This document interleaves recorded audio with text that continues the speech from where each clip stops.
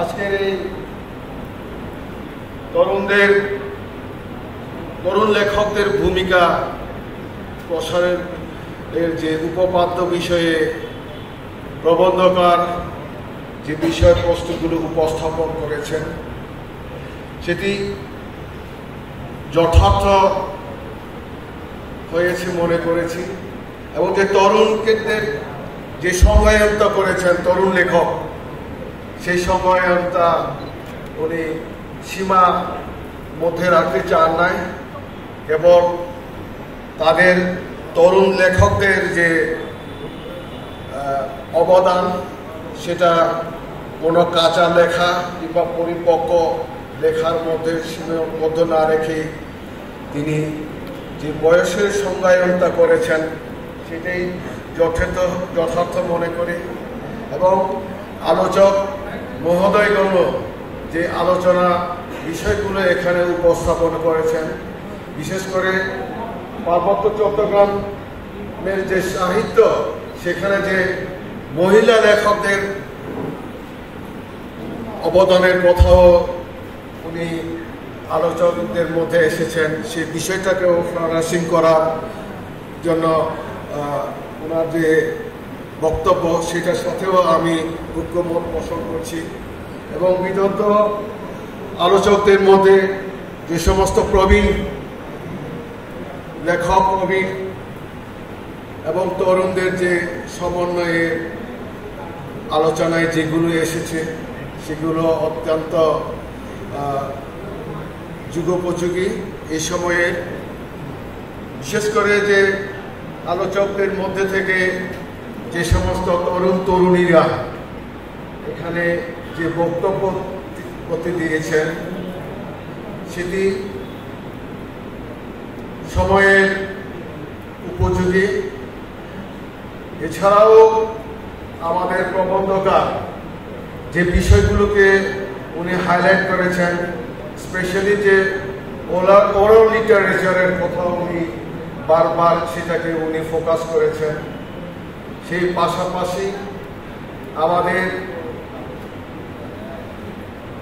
যে সমস্ত লোককথাগুলোর কথা উনি বলেছেন, সেগুলো যে সংগ্রহ করা, সেগুলো বিকাশের প্রতিও আজকের যে তরুণ লেখকদের প্রতি উনি দৃষ্টি আকর্ষণ করেছেন।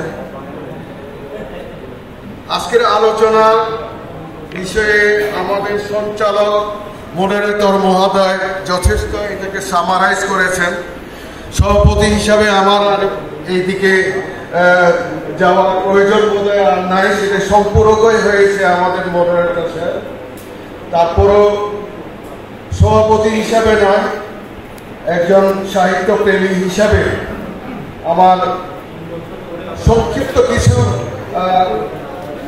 অভিব্যক্তি প্রকাশ করার জন্য আমি লোক সামলাতে পারছি না। স্পেশালি বলতে হয় পুরো আজকের এই সম্মেলনের যে প্রতিপাদ্য আমার ভাষায় আমার সাহিত্য, আসলে আমরা কোন সাহিত্যটাকে চর্চা করছি? মূলত আমরা দেখি আমাদের এই চিটাগাং হিলটেক্স রাইটার্স ইউনিয়নের পাঁচটি সংখ্যা যদি আমরা পর্যালোচনা করি, সেখানে নিজের ভাষায়, নিজের মাতৃভাষায় আমাদের অনুভূতি, আমাদের মনন, আমাদের সৃজনশীলতা, আমাদের নান্দনিকতা সেটি খুব কমই প্রকাশ হয়েছে, বিকাশ হয়েছে বলে আমি মনে করি। তাই এই তরুণদেরকে আমার উদ্যত আহ্বান থাকবে যতটুকু সম্ভব নিজের বাংলা ভাষা, বাংলা অক্ষরের পাশাপাশি, বাংলা ভাষার পাশাপাশি আমরা যেন আমাদের মাতৃভাষার অক্ষরে, আমাদের মাতৃভাষায় যেন আমরা অনুবাদ করে হোক কিংবা অনুবাদ ছাড়া হোক, আমরা সেই সাহিত্য যেন আমরা চর্চা করি। এছাড়াও আজকের সেমিনারে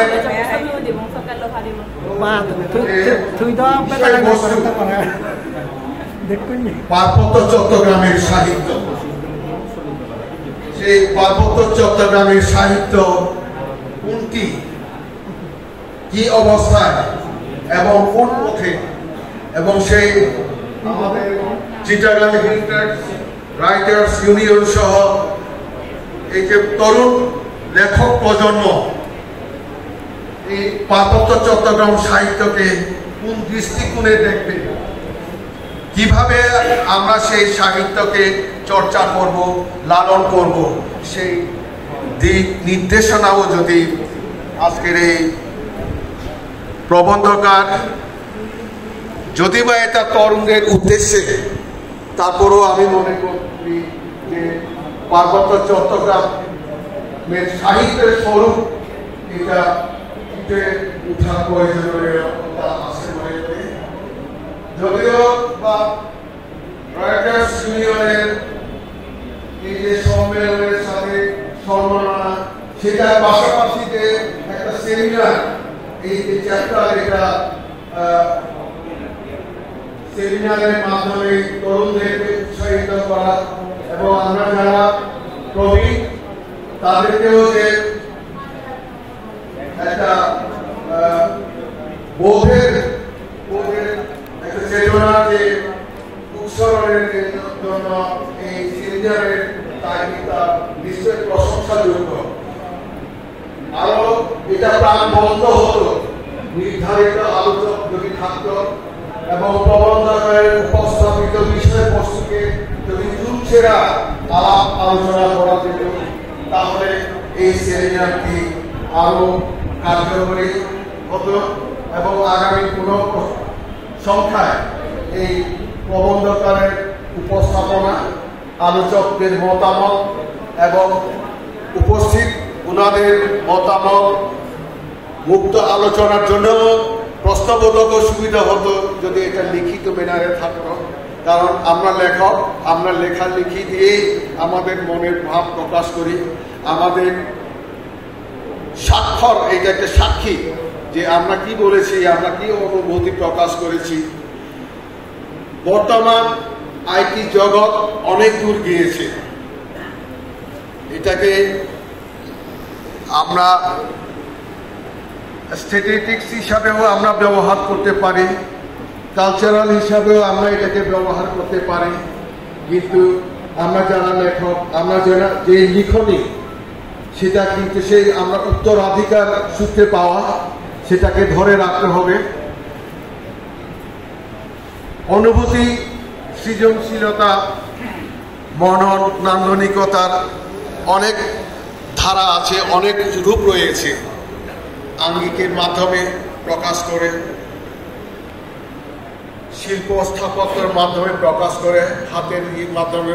কিন্তু এই যে লেখা, তার যে অনেক ধারা, তার যে অনেক রূপ, সেটা যে দীর্ঘ লাস্টিং করে, সেটা জনম জনম হাজার বছরের এই যে সমসাময়িক কালের ঘটমান ঘটনা, অনুভূতি, তাদের দুঃখ বেদনা আনন্দ, তাদের এই যে গাথা গান, সবই এই লেখার মাধ্যমে ফুটে আসে।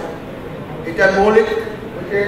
আমাদের উপস্থান বলেছিলেন যে ওরা মুখে মুখে যে প্রবাহিত যে সৌন্দর্য, যে ব্যথা বেদনা, যে আনন্দ, যে সৃষ্টিকর্ম, সেটাই এই যে লেখার রূপ দেওয়ার জন্য আমাদের এই যে আদিবাসীদের সাহিত্যে, লোকসাহিত্যে আদিবাসীদের যে ওরাল লিটারেরি গুলো যে কি পরিমাণ এর যে এর মধ্যে যে উপাদানগুলো, যে বিষয়গুলো রয়েছে, আজও আধুনিক মানুষকে, আধুনিক জ্ঞানী গুণীদেরকে উনাদেরকে উৎসাহিত করে। যেমন এই যে গোজার লামা, চাকমা সাহিত্যের যে বিশাল কিছু লোক সাহিত্যগুলো আজ লিখিত রূপের পাশাপাশি বাংলায় ইংরাজি অনুবাদিত হচ্ছে এবং সেখান থেকে ইন্সপিরেশন পাচ্ছে যে কি ছিল সেই সময়টা, সেই সৃষ্টি, এই যে পৃথিবীর মহাবিশ্বের রূপ কিভাবে সৃষ্টি হয়েছে, এই সমস্তগুলো এই আদিবাসী সমাজ যারা লেখার এটা ছিল না, মুখে মুখে ওনাদের অনুভূতি, ওনাদের জ্ঞান চর্চাগুলো আজ সেগুলো অন্য সাহিত্যে, অন্য ভাষী সাহিত্যের কাছেও জীবিত করছে।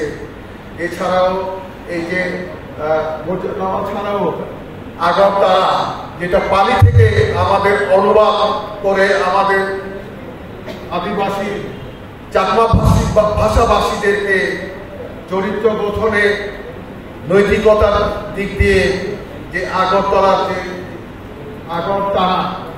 এই সমস্ত পালা, এই সমস্ত গুলো আজও আমাদের লেখক সমাজকে, আমাদের মনের কাছে সেগুলো আমাদেরকে প্রভাবিত এখনো করেছে।